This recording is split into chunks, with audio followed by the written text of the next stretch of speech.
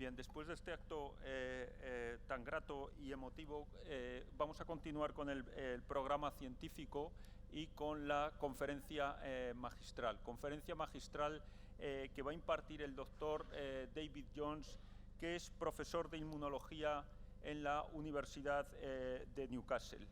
Ha trabajado en cirrosis biliar primaria desde el año 1990 y con notables contribuciones en el campo. Es asimismo líder del grupo inglés en cirrosis biliar primaria y nos ha parecido la persona más idónea para actualizar nuestros conocimientos en esta enfermedad que está sometida en este momento a una revisión tanto de sus aspectos clínicos como terapéuticos. Professor Jones, we are very pleased to have you. We are pleased and honored to have you here. Please. Thank you very much, and it's a real pleasure to be here. This is my first visit to Madrid, but I've been in Spain many times. And actually, it's very timely because one of the people who has contributed hugely to where we are thinking about PBC now, which is Jesus Prieto, was honoured just before, and his work around biliary epithelial cells and their stress is now hugely timely and very important. And of course, Spain has made a huge contribution also into understanding of PBC with the work of my good friend Albert Perez around risk in PBC, so it's a real pleasure that both of them are here. This is a hugely exciting time, and much of the data I'm going to show you is over the last year or so, and some is work in progress. And this is a condition where I think we are finally trying to make sense of what's going on. And that's been my career for many years, to take a whole picture so that we can do more for patients with PBC. And I am, like many of you, a clinician whose first role is managing those patients. So this is an update as to where we are and where we will be going in the near future.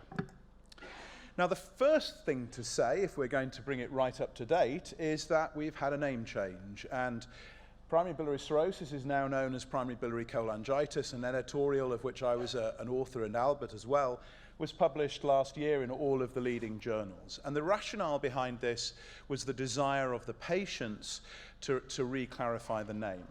And the reason was a concern that, in fact, most people with PBC don't have cirrhosis, and there were negative connotations with alcohol in certain populations. And the patients drove this, and a learned group of people came together, and there has been a move to change the name. How do you change a name? It's complex. There's no process for it. But all of the international bodies, EASL, ASLD, and the Asia Pacific Society, have supported it, and it will go into the ICD-11 codes in due course. So there's a transition period, and it's important we don't confuse people, but we are now using the terminology primary biliary cholangitis, and we'll use that moving forward. Now, historically, this is the view of PBC, and this is a lovely plate from the original description done by Thomas Addison and William Gull in 1857. It's the same Addison as Addison's disease, who was, although he didn't know it at the time, the father of autoimmunity, describing both of these conditions. And that's the first patient with PBC. And it's not a million miles away from what we would see in the clinic with xanthelasmata and perhaps a little bit of jaundice. And traditionally, we've thought of PBC in two ways. One is as a disease that causes end-stage liver disease, death, with its and complications from cirrhosis, jaundice, coagulopathy, encephalopathy, ascites, and varices. So as other liver diseases, but with the characteristic kinetics of a cholangitis. And we've also thought of it as a condition that can reduce quality of life with problems around fatigue and pruritus and an emerging awareness around some cognitive problems. And that's been an area we've been interested in for a number of years. And of course, a number of patients with PBC have neither of those, and it's a very benign condition. And it's the existence of that benign form that in some ways has been a problem because it can colour our vision of what the disease is. And I'll just give you a little example of that. Just to put it into scale, around 20,000 patients in the UK with a population of 60 million and around 120,000 patients in the PBC. So it is a common rare disease, if that's not tautology. And that's important because being a rare disease, less than 50 per 100,000, gives advantages in terms of orphan drug status for drug development.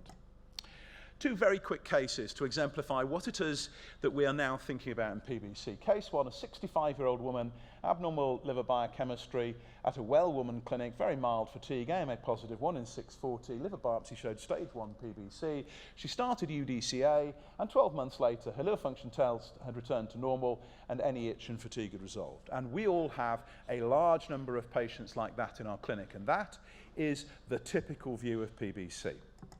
The second case is a 37-year-old woman, profound fatigue, an alkaline phosphatase of 630, an ALT of 122, very abnormal LFTs. AMA positive again, but this time anti-nuclear antibody positive at 180 with a nuclear dot pattern. Liver biopsy showed stage 2 PBC with marked interface hepatitis and ductopenia. Still not fibrotic, but very aggressive inflammatory and ductopenic. Started URSO, and 12 months later, almost no improvement. Alkaline phosphatase still 488, ALT still 98, bilirubin is now 19, and she's still fatigued. And she is very worried about the future, and should be, because as we stand today, she's heading towards transplantation, and she's being considered for an obeticholic acid trial. This is completely different to the traditional perception. So, case 1, traditional PBC, mild disease in elderly women, mild itch as the main symptom, responds well to URSO, risk very low, unlikely to die of liver disease or need a transplant. Case 2, PBC as we see it in 2016, aggressive disease, rarely, but importantly, an aggressive disease in a young woman or a man. Fatigue is a prominent or even life-altering feature, minimal response to UDCA, and no symptom improvement. These anti-nuclear antibodies, interface hepatitis and ductopenia are prominent, so it looks different, although the AMA remains the same, very high risk of need for transplant. And these are the patients that need second-line treatment. And it's existence of this group that really colours the rest of this lecture. What transformed the field of PBC was the sense that we could move beyond URSO, and this is Albert's work initially and is hugely important. This has cracked open the disease, and it was the sense that although UDCA is useful and it should be used in all patients with PBC, there is a group of patients who do not respond to it and who need better therapy. And the UK didn't develop any of the URSO response criteria, but we have used our very large cohort in a grouping called UK PBC, which I'm very lucky to lead, which has around 7,000 patients in it who are fully phenotyped. We can use this cohort to understand the disease better. And we've taken our population to take these biochemical criteria, biochemistry essentially after URSO, and look at what happens to people. And if you take Albert's criteria, the blue lines are people who meet the criteria, greater than 40% reduction in ALK phos or normalization, and the red are those who don't. And there's a very clear survival difference. So there is no doubt that these biochemical criteria identify both a group of people who do very well, these people are the same as the controls in the normal population, and a group who do badly. So there is no doubt in 2016 URSO response criteria are real, and they should be in routine clinical practice. And so, first of all, this is a group we need to perhaps think about our care and perhaps deliver less intensive management. They're low-risk patients, but we really need to get to grips with this group because they are the typically young, high-risk patients. One of the things that came out of UK PBC that surprised us, although in retrospect now we did see it but didn't notice it, if you like, it's the fact that there is an age factor. So in the UK, the likelihood that you don't respond to URSO or have already had a transplant, we call that treatment failure, if you present below the age of 50, that is 50% of patients. This is no longer a benign disease. Look at my aged case 1 though, 90% respond to URSO. So risk in PBC is asymmetrical, and it is the younger patients. But of course they need longer from their liver, and so therefore they are more likely to die of liver disease or come to transplant. So this is why there is a problem. There is this group of people who are having aggressive disease earlier, not responding to therapy, and who need second-line therapy. So the first agent that has really undergone proper evaluation and has got us as far as phase 3 is obeticholic acid, or INT-747. And if you take biochemical criteria, and one of the issues with PBC is the criteria have differed from trial to trial. I'm an advocate of single and consistent criteria and a simple message. If you look at patients who have failed URSO and who are randomized for a year to either 10 milligrams of obeticholic acid or a titrated dose, then you will see about half of those will become responders by the criteria. And there's a relatively small placebo conversion rate. So in the younger patients, about half won't respond to urso, and of those half, around a half will respond to obeticholic acid, although there are some issues with pruritus, which can be a problem. So this chips away at the problem, but it still leaves half of an important group of people who don't respond. And the next stage in the argument is, what do we do about those? And that will really be what I talk about for the rest of the time. Now, if we think about what we can do, we kind of go back to basics. And this is a liver biopsy from a PBC patient, familiar to all of you. And it has two characteristic features. It has the stressed bile duct, the bile duct lesion, biliary epithelial cell injury, and eventually loss, followed by ductopenia.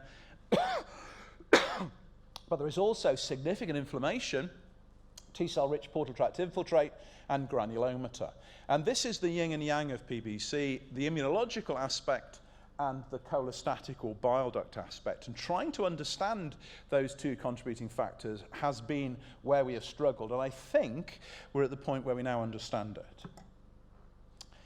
Now, the immunology of PBC seems to provide you with lots of answers. So this is one of the first things that UK PBC did, which was to do large-scale genetics of PBC. And this is the genotyping of PBC against normal control. So this tells you the genetic factors associated with the disease.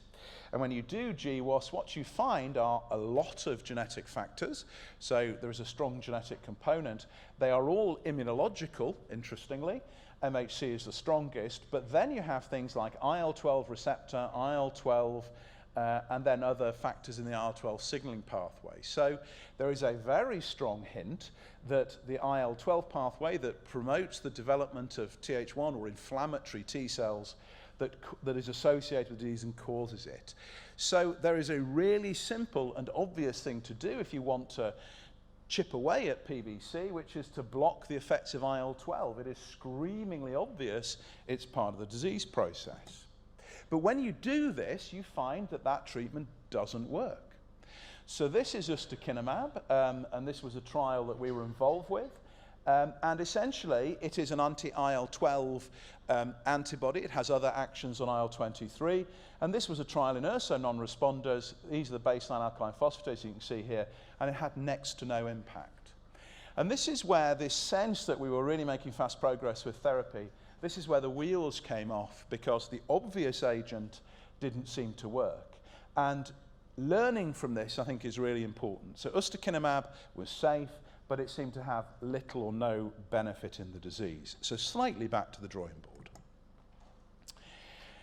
The issue with PBC, it comes to this, which is what is, I would regard the sort of historical model of it, which is that you have an immune injury, it's an autoimmune disease, those bile ducts are affected by the immune response, that damages the bile duct cells, then you have a loss of cross-sectional area to bile ducts, so bile builds up, that bile is itself toxic, hydrophobic bile acids injure the bile duct, so you have this cycle going round and round of more ductopenia causes more cholestasis, causes more ductopenia, till you run out of ducts, and then you become fibrotic. And so therapy is really simple. Immunotherapy to begin with, bile acid therapy once you're cholestatic, antifibrotics maybe, or transplantation. But, as I've shown you, the most obvious immunotherapy agent doesn't appear to work. And there are two possibilities, I think, to that. One is that we've got this wrong, and we've got the process the wrong way round. The other is that we're using the right drug perhaps in people at the wrong time or in the wrong people. And one of the questions, of course, with ustekinumab is, if you gave it to people with established cholestasis down here, was it logical to think that a drug that worked up there would have efficacy? So this is a thing I call therapy sequencing. And this is going to become really important in the clinic. We're going to have to think about patients not only in terms of the diagnosis, but how do we treat them with the right agent at the right point in the disease? So it may well be that our young patient presenting with very acute disease needs a different treatment to the elderly lady presenting with mild established disease. About 2007, we flew a kite with this in gut, and this was a sort of hypothesis we put forward. And it was about the idea that the that bile duct injury in PBC was more complicated than you thought it was. You thought it was all immune injury causing apoptosis, but actually there is that injury, but then the bile duct cells try to cope with it, so they don't just die, they try to cope with it by proliferating, and it's once that process runs out, they become senescent, replicative senescence kicks in, and it is at that point that you become ductopenic, and there may be an element of differentiation of cells to allow them to proliferate. So there's a hit here, there is a process of attempting to cope, a homeostatic approach, and when that fails you get ductopenia. And this was a hypothesis, and I think it was interestingly turned out to be almost completely sort of correct. But I think the reason why it wasn't correct is the most fascinating bit. So there is certainly senescence in PBC, so we can look for this. These are cells showing accelerated aging, and you can look for them with a marker called P21, and you can see in bile ducts here black stained cells which are P21 positive. Brown stain is for bile duct cells. Okay, so senescent biliary epithelial cells are there. There is also, interestingly, pink staining, and this is S100A4. This is a marker of fibroblasts. This is dedifferentiation. So those cells that are expressing P21 senescent are also losing markers for biliary epithelial cells and gaining plasticity markers. So there is something about the bile duct cells in this injury phase. And interestingly, if you take cultured biliary epithelial cells and you stress them with hydrogen peroxide, then P21 goes through the roof. So stressed biliary epithelial cells become senescent. So biliary epithelial stress and senescence are inextricably linked. And this is where some of the work by Jesus Prieto many years ago has really informed our thinking about this. What's this got to do with urso response? Well, if you take a group of people with high-risk PBC and low-risk PBC, responders and non-responders, what you find is that senescence is much higher in the non-responders. And it is, in fact, the same as in normal liver and responders. So not only is senescence there in PBC, but it is there in high-risk patients. It's a feature of this issue of sick bile ducts, which is at the heart of this. Now, the immunology is clearly there, and how does this all fit into it? And do the stories converge? And the short answer is they do, and I'll take you through it. Now, immunologically, when you look at that inflammatory infiltrate, it isn't all of those cells that are important. What we think it is a group of cells called Th17, which is a particular type of inflammatory cells that release the cytokine IL-17 and are differentiated by the actions of IL-23. So Th17 cells are a source of great interest in liver disease, and as you can see in this work from colleagues of ours in Birmingham, they're actually present in all types of inflammatory liver disease. If you look at the percentage of these cells in normal liver, it's minuscule, and in PBC it's substantially higher, but actually it's higher in other liver disease. So Th17 cells are very important in liver disease, and they are important in PBC as part of that. So it isn't all of the cells, it's the Th17 cells that seem to be important. And Eric Gershwin's group did some work a while ago looking at Th17 cells versus the traditional effector T cells, which are the Th1s. And they looked at patients with advanced disease. This is not responders and non-responders. This is people with stage 3 and 4 disease. It was the older way of looking at it. And what they showed is that in patients with advanced liver disease, a Th17 predominant infiltrate was the norm. So it's a feature of PBC, but it's a feature in particular of advanced PBC, and a Th1 predominant was present mainly in patients, was largely absent from advanced patients. And if they took early PBC, and again, this is the old-fashioned way of doing it, stages, stage 1 and 2, you find that the reverse is true. So Th17s are way down, and in fact, it's much more of a mixed picture. And from this came the idea that, as I said, Th17 is there in PBC, but it's there in bad PBC. But that doesn't answer the question that we've got, which is it a contributor to getting to that place in the first place? And the answer is it is. So if you go back to our approach, which is to take liver from responders and non-responders, if you look at the responders, typically there is IL-12 present in the liver, which drives Th1, and relatively little IL-23, which drives that drives Th17. And if you look at the non-responders, Th17 goes way up as opposed to the responders. So Th17 pathway, driven by IL-23, is a feature not only of advanced liver disease, but it's a feature of the clinical state of non-response that will lead to advanced disease. So this suggests that the IL-23 and Th17 pathway is the one to target. Now, interestingly, the IL-23 that makes Th17 cells develop that way comes from cholangiocytes. So it actually comes from the biliary epithelial cells in PBC. So not only these effector cells, but they are there because of bile duct injury. And the yin and yang is really coming into this now. So this interrelationship between cholangiocyte injury and immunology is starting to become clear. You need two things for a T-cell reaction. You need the T-cell to be differentiated down a particular direction, but you need it to be in the right place. And if you look at IL-17 cells in peripheral blood and liver, doesn't matter where from, but PBC is true, they all express, or almost all express, CCR6, which is a receptor for a chemokine. And this is the chemokine that we think attracts cells into the liver, and lo and behold, CCL20, which is the chemokine ligand that binds to CCR6, is also expressed on the biliary epithelial cells. So, biliary epithelial cells both attract the cells and lock them in, and also produce the IL-23 that makes them differentiate into the effector Th17 cells that we know are associated with high-risk disease. So we are starting to laser down on the bit of the immunology that matters, and it's highly localized.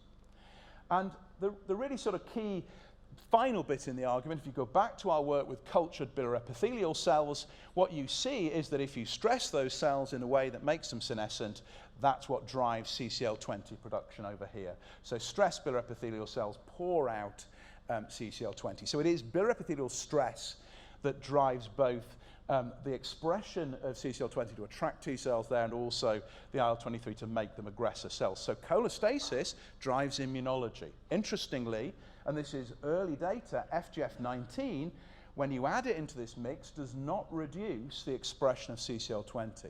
And FGF19 is the medium by which OCA works. So it looks like, although cholestasis drives it, the best cholestatic agent we have at the moment does not change this process. We, in the field, are convinced that the ultimate therapy for PBC will be a highly effective anti-cholestatic drug and immunotherapy to target the immunology. So, this is back to my model from 2007, which I thought was almost right. And the answer was right, but we got it the wrong way round. In fact, we thought that immune injury was upstream causing cholestasis. We now know that actually, in addition, this whole process of senescence drives inflammation and drives immune injury. So immunology appears to be at the beginning and in the midpoint of PBC. And of course, I've christened this the screaming epithelium to try and give the image. And so cholestasis drives a lot of the immunology, and so therefore targeting that element specifically is in the right patients is where we need to go. What does this mean to you in the clinic? Can you actually identify people in this way? Well, we've done some work taking 15, this is early work, 15 patients with 20-year follow-up and a defined outcome. We had high-risk and low-risk patients. The high-risk patients went on to have transplant and were URSO non-responders. The low-risk patients went on to normalize with URSO and were alive 20 years later. So there is high risk and low risk as you can get. If you take their liver biopsy and look at their transcriptome, which is the expression of mRNA, so it's a molecular signature, this is what you get in normal liver, this is what you get in low-risk PBC, and this is what you get in high-risk PBC. This is what's called principal component analysis. Basically, they're different. So there is a signature at the beginning of the disease that is completely different if you look at low-risk compared to high-risk patients. So it's there at the first time you see the patients. And if you look at the genes that are involved, I don't want to sort of go into all of this, but lo and behold, they are genes around the IL-17 CCL20 pathway, okay? So that molecular signature is there from the very first moment that person's biopsy was done. And so therefore, we can use these tools to start to target therapies much better. So I think ustekinumab was wrong because it was used at the wrong point in the disease process and needs to be looked at. It may well be that we're overcomplicating this. And one of the reasons I love meetings, you come to me, talk to people, and you do it. So this is actually some data I was discussing with Albert that I've finished off just to show you today, which is that this is the high-risk and low-risk patients, and I think we may be overcomplicating it. So if you take those people and look at their baseline biopsies, when they were diagnosed, interface hepatitis, 88% of high-risk 14% of low risk with a difference in the score. Portal tract inflammation is there in both, but that's part of PBC, so that doesn't really help, although severity is greater. But look at this, it's all about ductopenia. So these people had ductopenia at the beginning of the disease when they first presented, and we think what's happening is that this ductopenia through biliary epithelial stress is driving the immunology. And so actually, from this, it may well be that molecular signatures aren't that important, you just need to look for ductopenia.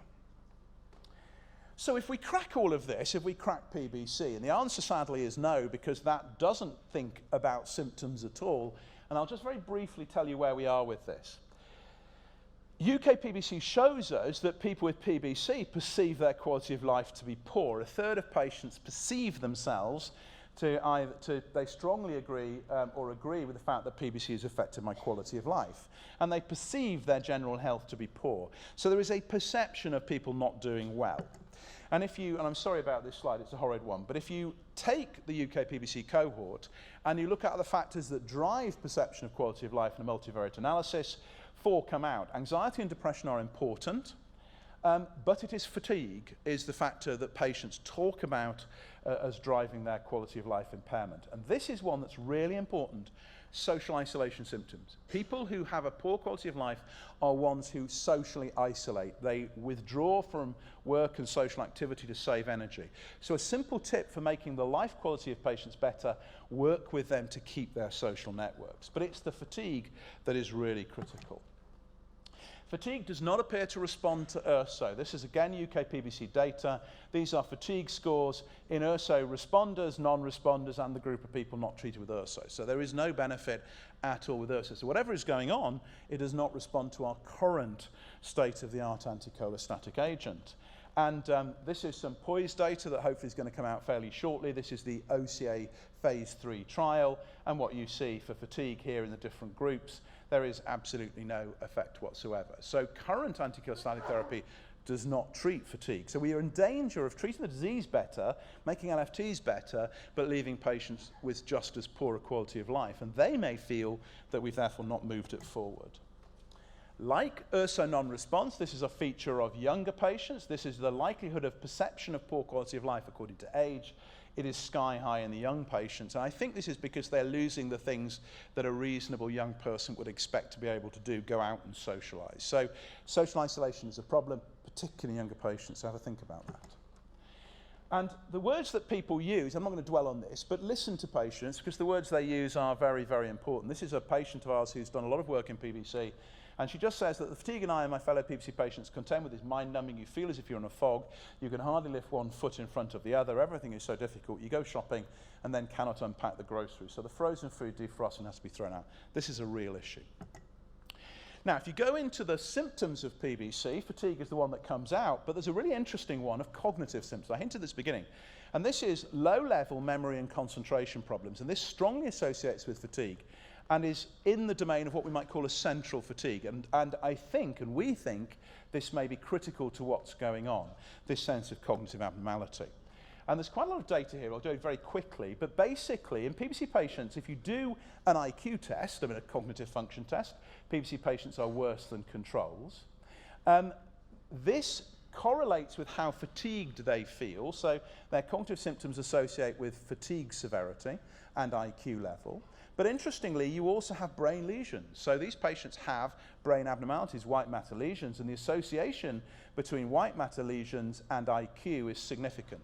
So people perceive themselves to forget, they have white matter lesions, and the white matter lesions associate with how badly they perform. So there is, we feel, organic brain injury in some PBC patients, and this is linear data with IQ over time. They get worse as time goes by. If you look at animals and you do bile duct ligated animals, what you see is, in fact, behavior which is indicative of the same sorts of problems. So burrowing activity, the animals are behaviorally not too bad, but there's a real issue with latency. These animals forget where food is. So they behave in exactly the same way as cholestatic patients do, a subtle inability to remember what's going on. And we feel this is a useful modeling exercise for cholestasis. So how do you put it all together? Why do people get this, and why does it not respond to URSO? Well, if you go to the extreme, look at post-transplant patients, they don't improve either. So if you actually look at fatigue and cognitive domains in transplanted and non-transplanted women, the scores are exactly the same and the brain lesions remain. So we feel there is a point beyond which this cholestatic injury does not recover. And that tells us we're going to have to treat this early if we are going to prevent it. And what we've also done in some recent work with Simon Taylor Robinson and the Imperial group is to actually do some functional brain imaging in really early patients at the point of diagnosis, and lo and behold, there is significant functional MR abnormality at the point of diagnosis in PBC patients. So we feel that whether you are symptomatic or not at the moment, the die is starting to be cast. And so what we're going to have to do, I think, is change the treatment paradigm. We think cholestasis is important in the symptoms, and we certainly think it's important in the immunology. We should be treating this aggressively more early in the disease course. And we've come up with a concept of highly active anti-cholestatic therapy, and we're busy perpetrating this idea. Do you, in fact, need to give people really effective anti-cholestatic? Do we need to have step-down therapy for anti-cholestatic therapy? And that's something we're looking at, both to control the symptoms and also to regulate the immunology. These are hugely exciting times, and umpteen people have contributed to it. This is my group. We're a very small group and of people committed to this. The Medical Research Council in the UK fund UK PBC and are very enlightened about all of this. But most of all, it's the patients. And this is an image given to me by a patient, and I like to show it at presentations. A patient couldn't explain to me how she felt, but she found this picture, and she thought that this picture told the world how she felt. And I think all of this science is really exciting, but I'm first and foremost, like I suspect many of you, a clinician who wants to treat PBC better, and this image is a really important one to remember. Thank you very much.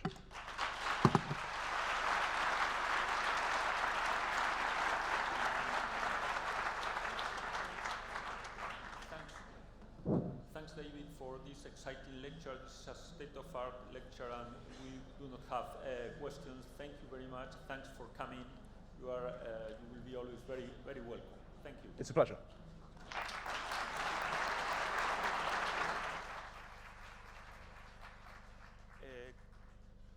Doctora Buti, continuamos con el programa.